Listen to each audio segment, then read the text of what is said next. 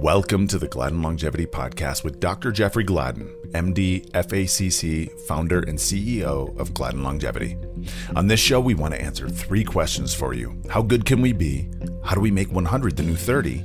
And how do we live well beyond 120?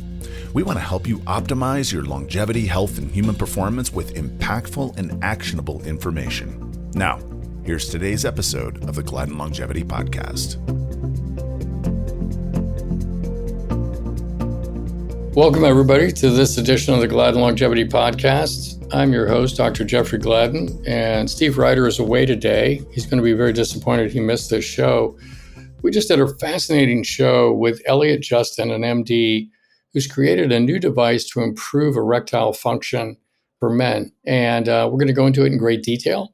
It's also a measuring device that can measure nocturnal erections and also aid with ejaculation and the intensity of orgasm, as well as maintaining an erection. It's safe, it's comfortable, and we're going to go through this in great detail, looking at it from every angle, so to speak. I think you're really going to enjoy this podcast.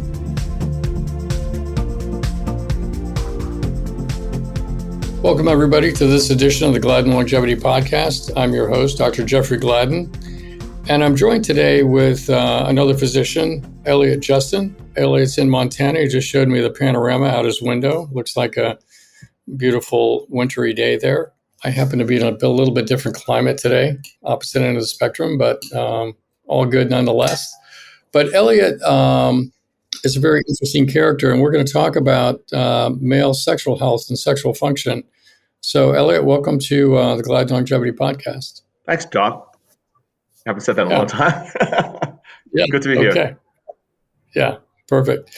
So give us a little bit of background in terms of how you got interested in this area. I know, being a man, being men, we're all interested in it, but I don't know if there's a personal story there that you would care to share, or if it was always something that intrigued you, or its relationship to cardiovascular health and health in general. Tell us a little bit how you got drawn into this. Well, it always intrigued me. I mean, on my first day of medical school, I scrambled off to the library to look up aphrodisiacs in the Index Medicus, and there was this same bunch of worthless herbs that people are still selling today, like horny goatweed, nafangandawanda, and L-arginine and DHEA, and I always, I've always had some interest in sex toys.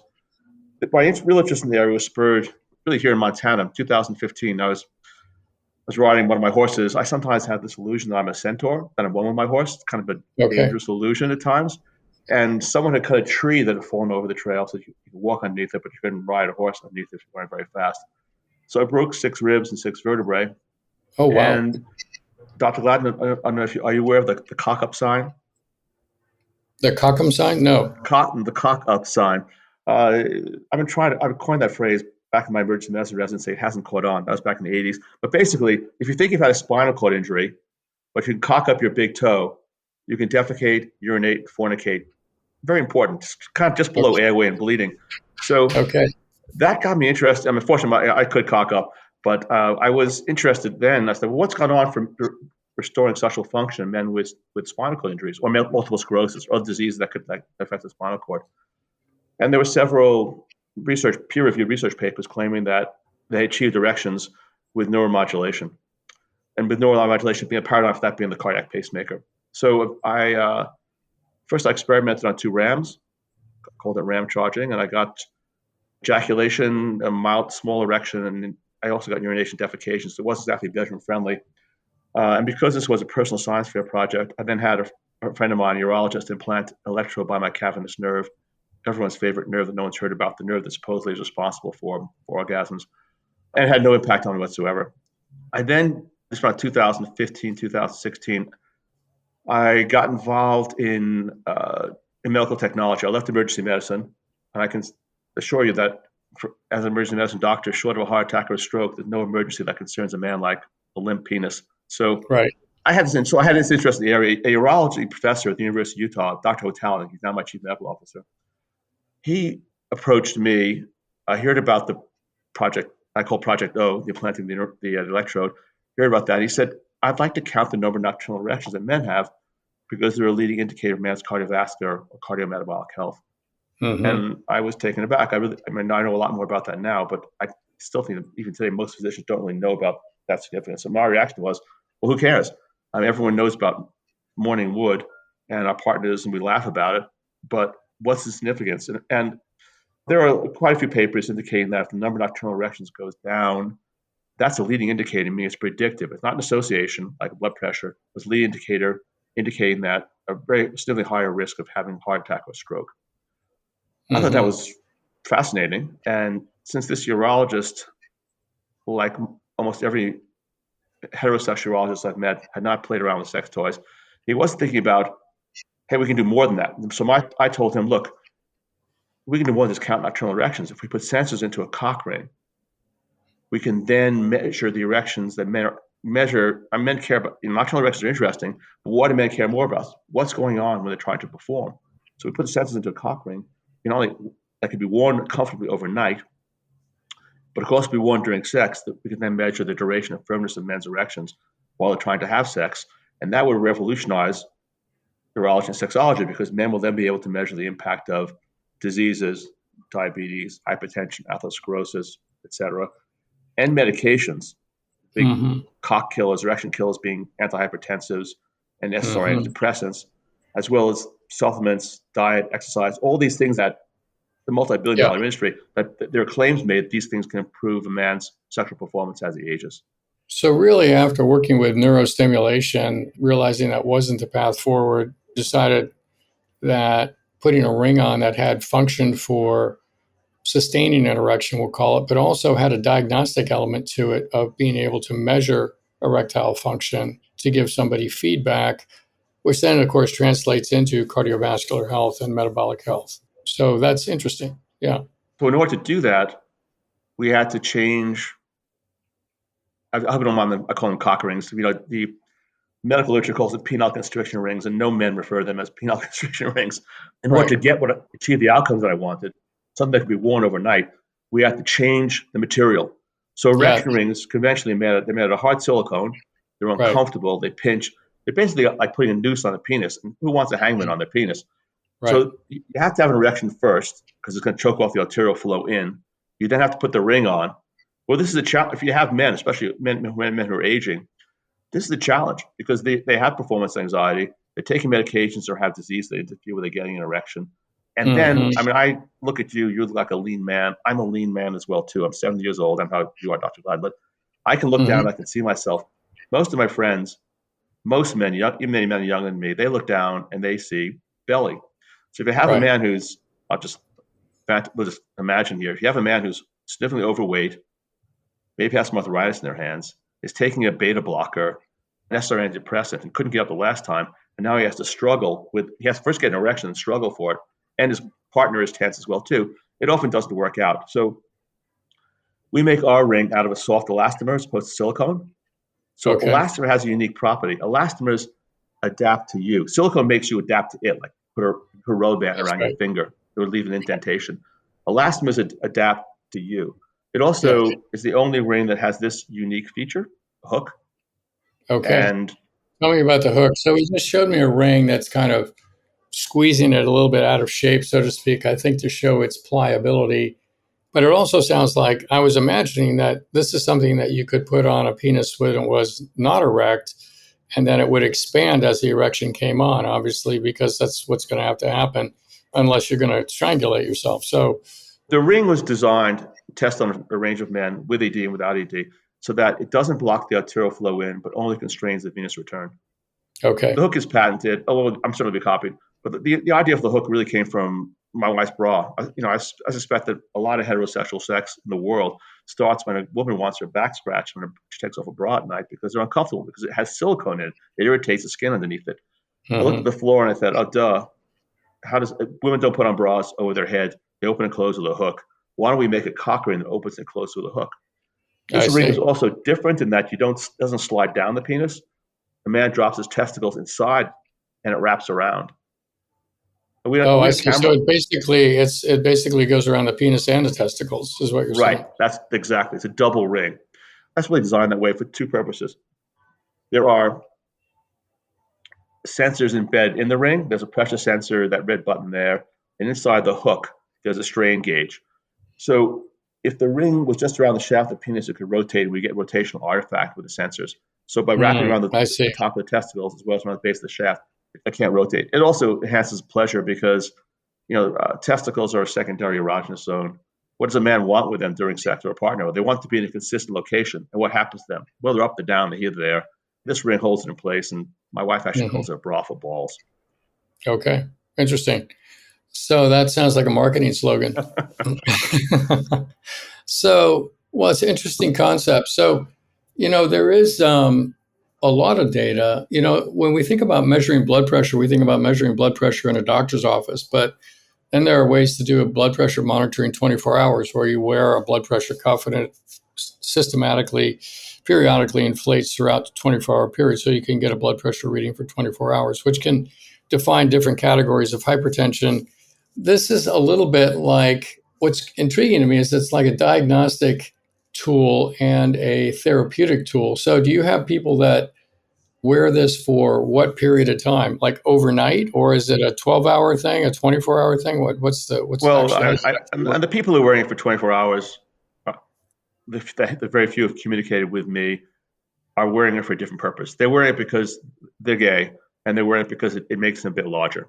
Okay. There's no reason to wear this for 24 hours. If we're interested in counting the number of nocturnal erections that men have overnight, men wear it for 6 to 8 hours. We recommend one collection a week. For men my age, I'm 70. I check mine the way I check my blood pressure. So check a couple of times a week. Mm-hmm. So worn overnight, we can measure the duration of nocturnal erections, and we can measure their firmness, and we can count the number of them.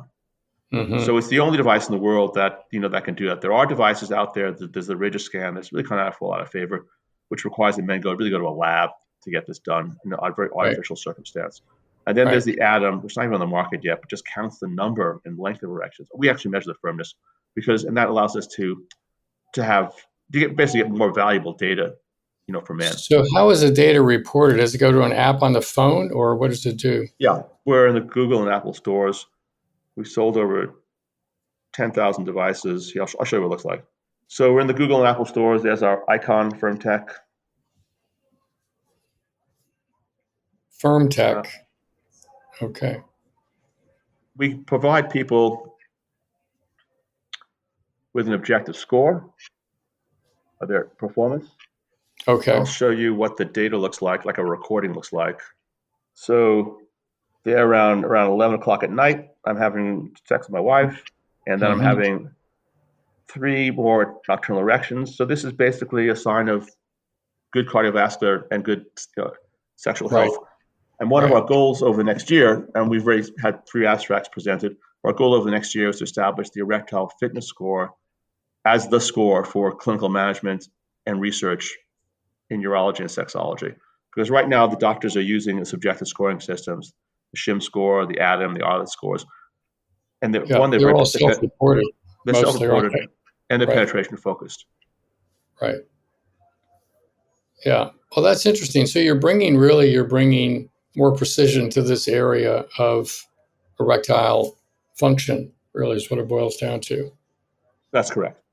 Okay. And we also have designed a ring, another product we have called the Max PR, which we designed specifically to produce a more intense orgasm. Because as I begin to, and my team began to think about this more, and we, if you go into a sex toy shop, there's a small area of erection rings, but none of them are specifically designed, 1, for comfort, 2, to be worn for hours and hours. Because they're hard silicone and they choke off the blood flow, they're getting uncomfortable after 10 minutes.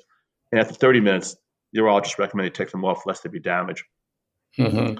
So our rings is designed to be worn for hours. Mm-hmm. We also have one ring called the Max PR that we specifically designed to produce a more intense orgasm. So how do we do that? Well, how does it do that? How does it increase orgasm? Well, we tested it on 12 men who did not have erectile dysfunction. We basically put the right amount of pressure over the urethra. Because once we had the molds made to make the product, we then could play with elastomers at different degrees of sponginess and flexibility. So my goal in this test group was to increase everyone's ejaculation phase by at least 50%. So my ejaculation goes to 4 to 7 seconds with this ring we call Max PR. And that's a whole I mean, I've never used cock rings regularly, and now I don't have sex. My wife and I don't have sex without them because it's so much more pleasurable for me. I mean, she says she's glad the kids are out of the house because I'm noisy for the first time in my life. Okay. So that's how. So we tested this group, and when we hit this 50% percentile. So, but I'm curious what the biology is on the increased orgasmic pleasure. Is it, you say it's compressing the urethra, or? Yeah, we don't chuck off the urethra. We're basically drawing out the ejaculatory phase. I see. You're basically slowing down the ejaculation. Correct. Okay. Right. Yeah, and it's, we launched that product about 6 weeks ago. It's sold out, in that time period because Dr. Gladden, I recommend you try it. Okay, well, be happy to. What's the story with the ring? So is it just a different kind of ring, or is it an accessory? What's the difference between what your baseline ring and that ring? Sure. You said something about the max PR is tighter. We recommend not be worn for more than 90 minutes. It has been worn for hours, but just for safety concerns, we recommend not be worn for more than 90 minutes. Okay. So it's tighter. That's really the only difference. It has no data. It's just a ring. Got it. And does it also have the hook? It has the hook. The hook is, to my mind, is an essential safety feature. Right. Also for ease of use. Where's the hook sit? On top? On the side. So, would you like to sit with a dildo? I can grab one. Or my wife sure. One. Hey, you want to grab a dildo?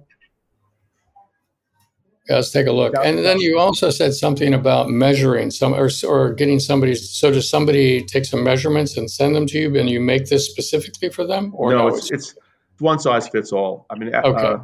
I can try to demonstrate to you. I mean, if you're bigger than that, sure, you're a freak, basically. to exaggerate. I mean, it's really hard. So we do say that for men who are in the 95th percentile, we don't think the max PR is too uncomfortable for them. Although we have men who are using it and say it's fine. We recommend the other rings are designed to be one size fits all. We have had some men who are too small, really just a few. And the ring can be put on with a twist. So this element here can be twisted and put through the hook to make it tighter. It can also be,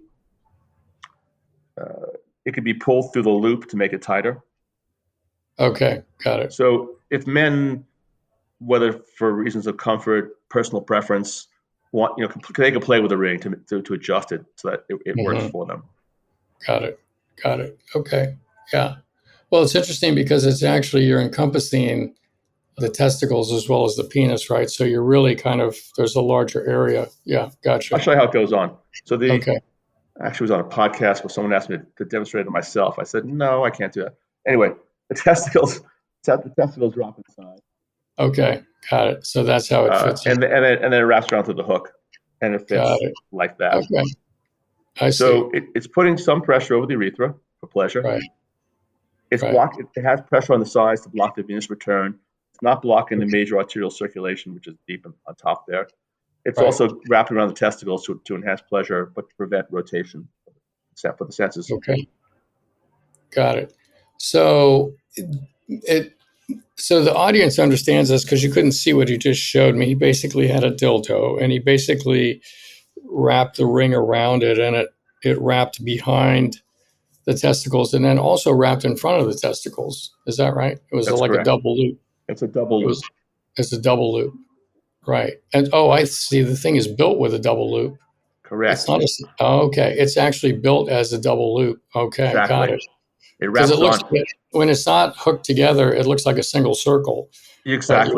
You actually do it as a double loop. Okay. That's the unique design that we patented. So a man drops it doesn't slide down the shaft. Mm-hmm. Man drops his testicles in, and then it wraps around and hooks on the side. Got it. Okay.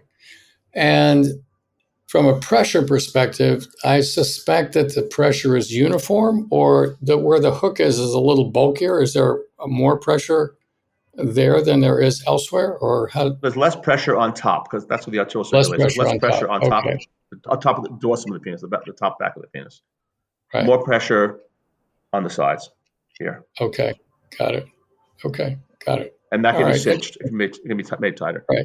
For men who have diabetic, we find that they're generally putting it on with a twist. The men with diabetes have significant problems with neurovascular disease. This episode of the Gladden Longevity Podcast is brought to you by the new molecular hydrogen formulas of Chill and Energy. Yeah, Chill and Energy were a couple of things that I learned about through NES Health. And we discovered that when you combine their infoceutical with hydrogen, you actually get an expanded effect from what you would just using it by itself. So we were very excited to work through the ability to actually infuse, if you will, or imprint the hydrogen tablet with the information related to chill and to energy. You can hear more about the physics of how this formulation came about if you go to the interview that we did with Harry Massey on episode 191. You know, when we were trying this in the office, we gave it to some willing clients and also willing staff, and we heard repeatedly how much the chill actually worked for them. If they were kind of anxious or feeling upset about something, if they dropped the hydrogen in the water and let it dissolve and drank it, not only did they get the benefits of hydrogen, which is kind of energizing in a way of making your brain kind of wake back up, but they also felt very calm and relaxed. And so we were very excited to bring it forward. And when we started using H2 Energy and combining those two together, we found a really nice energy boost before we went to go work out or do a mountain bike ride or go for a run or any of these things.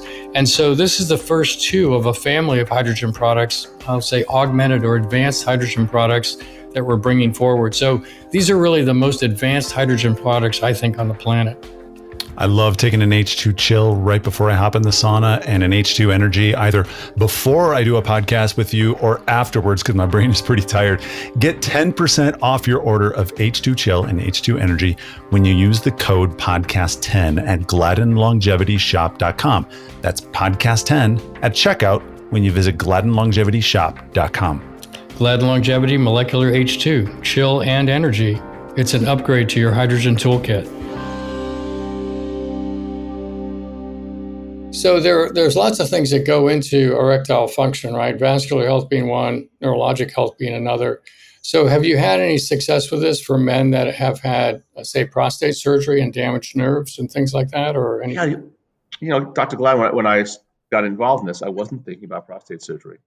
And then to my surprise, thanks to the power of the web, frankly, there's a woman named Melissa Barrett who has a penile rehab program. She's in Perth, Australia.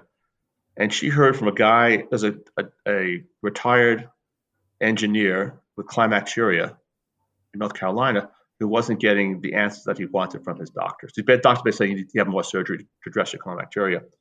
He used our ring for climacturia, and the problem went away. And he and his wife sent me an enthusiastic email about that. Just define climacturia for us, for the audience here. Yeah, again, not a problem I was particularly familiar with as an emergency medicine physician, but a significant number of men after prostate surgery will urinate when they climax. So they might, right.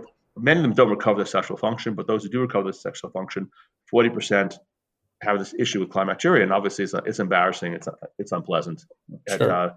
Makes sexual relations, more difficult. Yeah.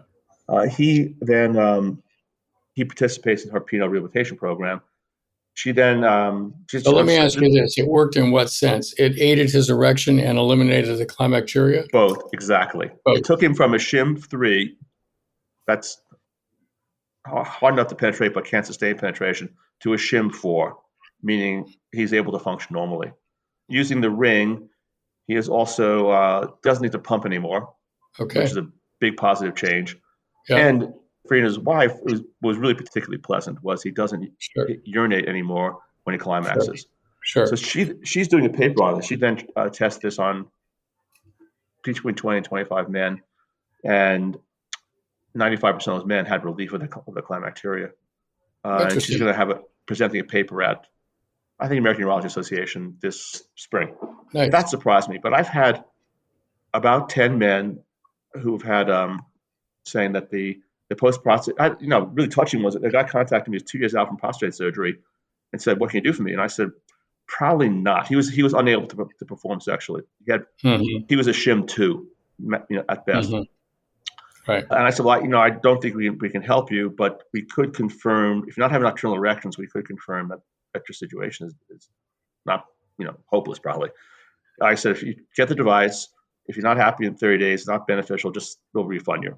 And so he got the device. He he used it for 2 weeks, first 2 weeks. He noticed as he had erections that between a 2 and a 4, we're on a 1 to 10 scale, and you need to be a 6 to a 6 plus to penetrate, or even to masturbate Right. with satisfaction.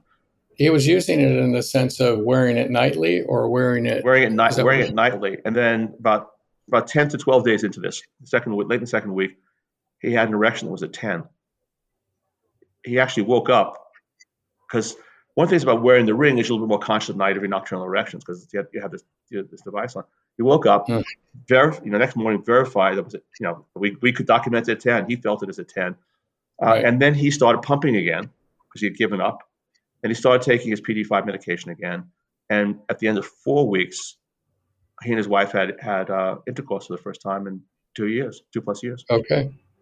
Nice. So the device inspired him to get back on his therapy. The device gave him confidence that they could have a positive outcome. And then he recently reported to me that they had sex without the pump for the first time as well, too. I was just going to say this. What's interesting about this for the audience that's listening to this, and you probably know this intuitively, but I'll just say it, and that is that sexual performance is as much psychological as it is physiological. And so if you have it in your head that you're not going to be able to perform, it's much harder to perform.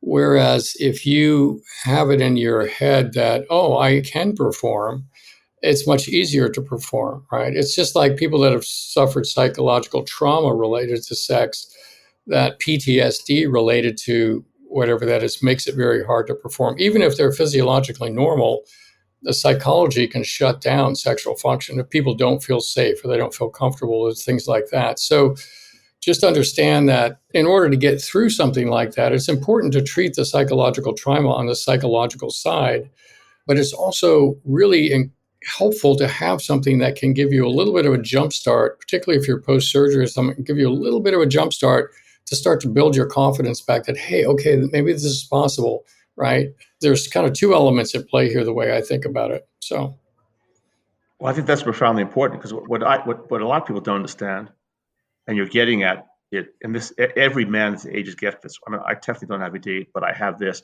The issue is not getting it up for most men. The issue is getting it up and then losing it. They can lose it from most common cause is anxiety, and there's alcohol, drugs, diseases, That's medications that have an impact as well too.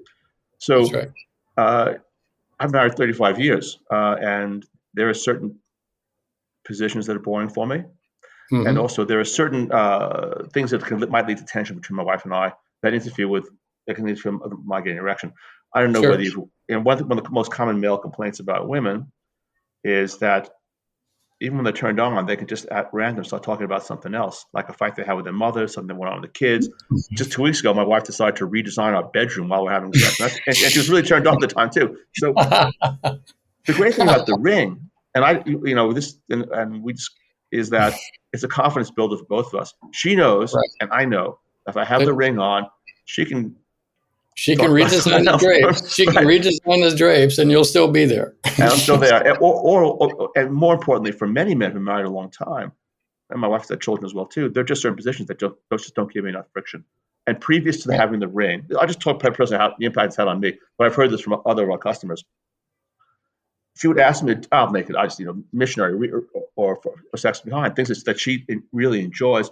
For me, I will lose my erection after a few minutes because I don't get enough friction. With a ring on, I'm now like a 35-year-old guy. It's like, oh, well, I love you. If this is what you want for the next 10, 15 minutes, I'm fine with that because I have an erection. And as all men know, a guy with an erection thinks differently than a guy without an erection. My wife now can even ask me in the middle of having sex, oh, can you get me some of that tequila that I really like, put some ice in the lime? Well, before this had happened, my response would have been, "What WTF? You get it yourself." Because I can't believe you're asking me this right now.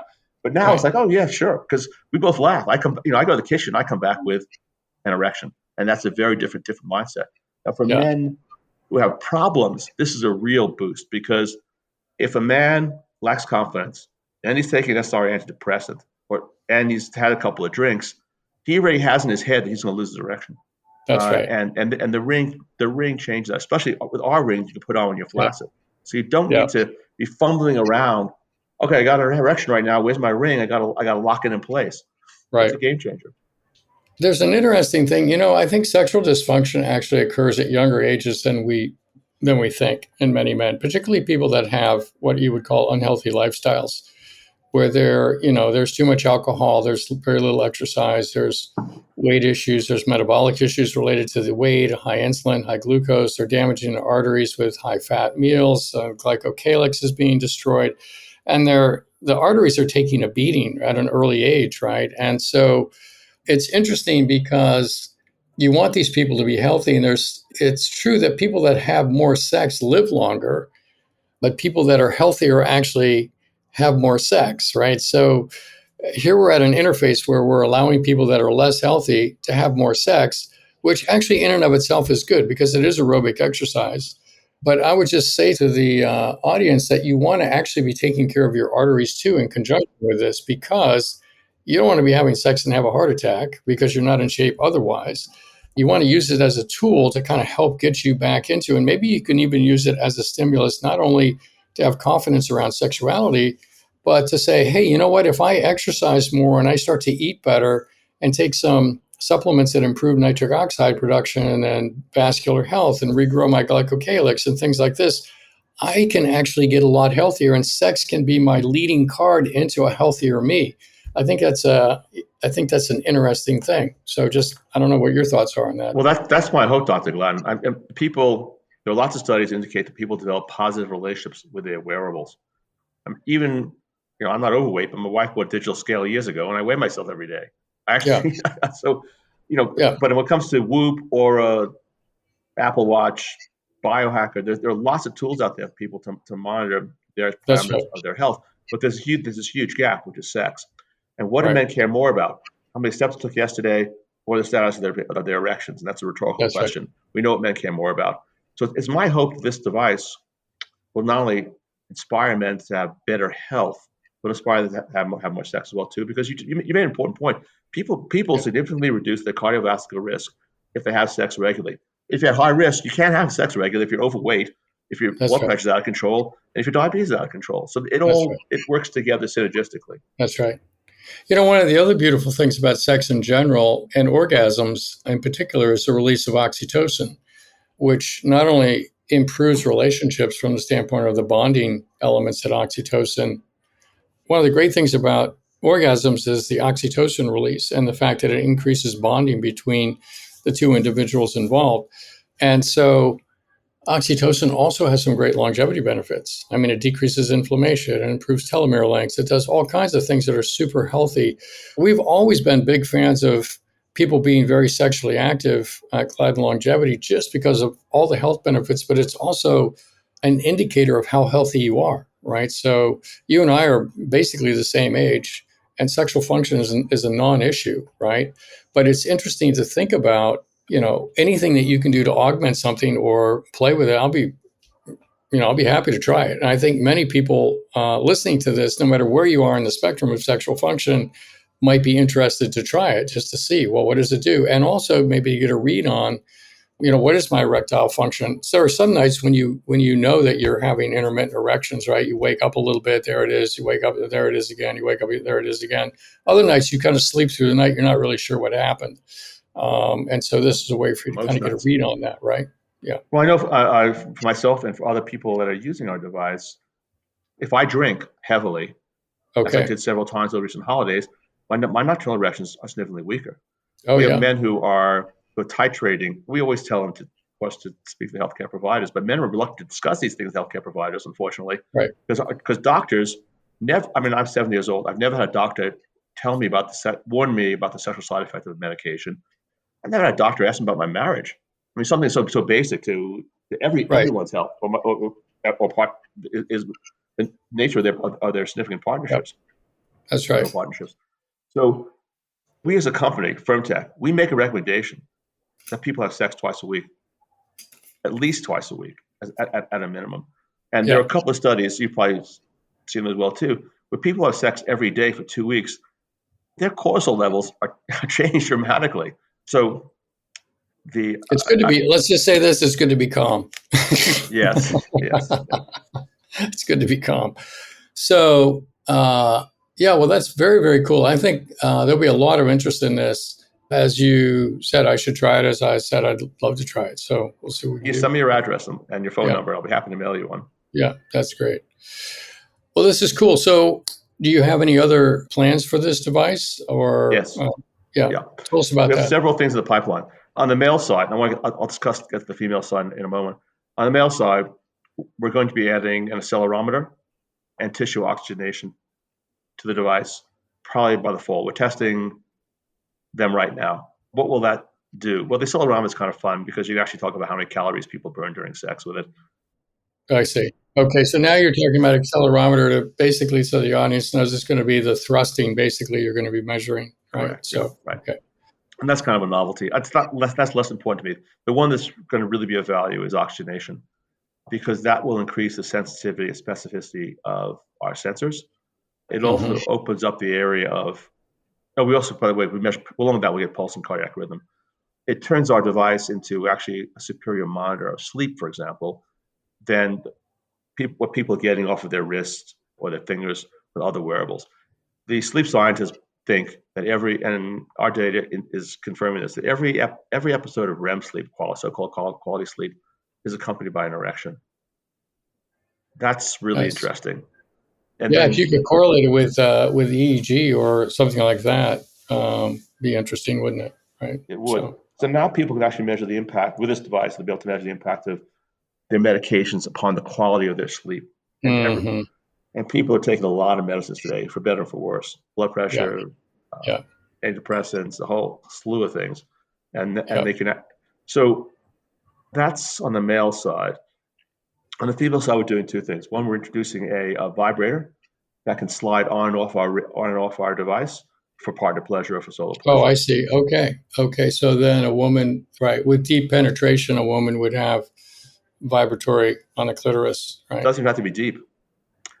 Well, it looks like the ring is all the way at the back of the shaft. Yeah, right? the ring is. Yeah, no, it does require penetration that deep, but not. It kind of sits a little bit forward.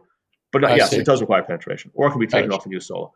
That's something that our customers have wanted for partner sex. As soon as I came up with a device for men, the tech device, I wanted to do the same thing for women. Postmenopausal women lose their hormonal protection. They have all the same problems that men do with atherosclerosis, hypertension, diabetes. Sure. Plus, premenopausal women have problems that men don't have because they're taking hormones and a lot more SSRI and antidepressants than men do. If they could track their clitoral health, then they could measure the impact and titrate these medications or harm.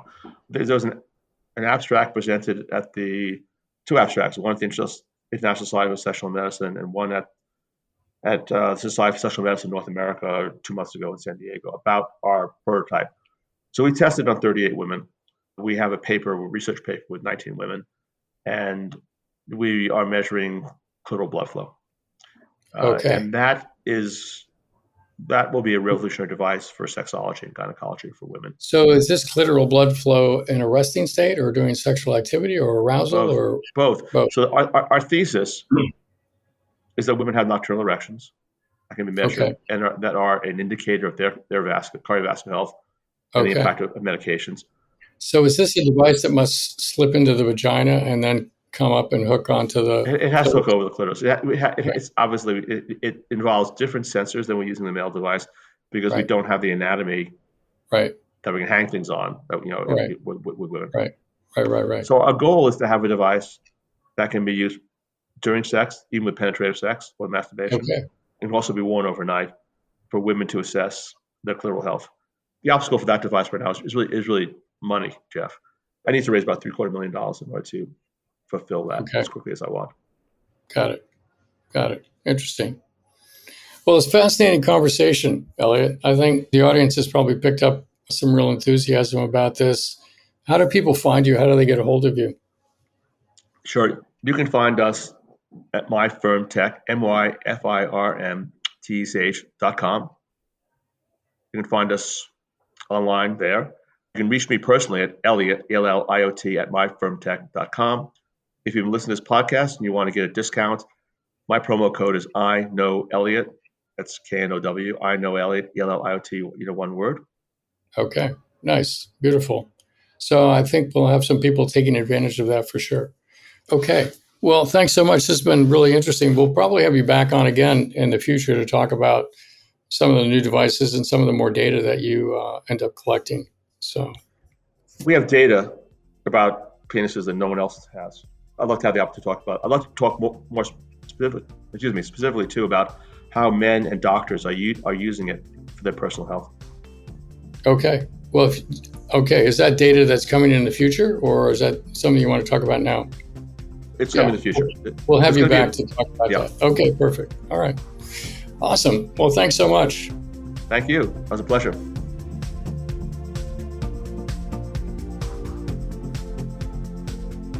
Thank you for listening to this week's episode of the Gladden Longevity Podcast. If you would like more information on what we've discussed or other topics, please reference the show notes or go to gladdenlongevitypodcast.com.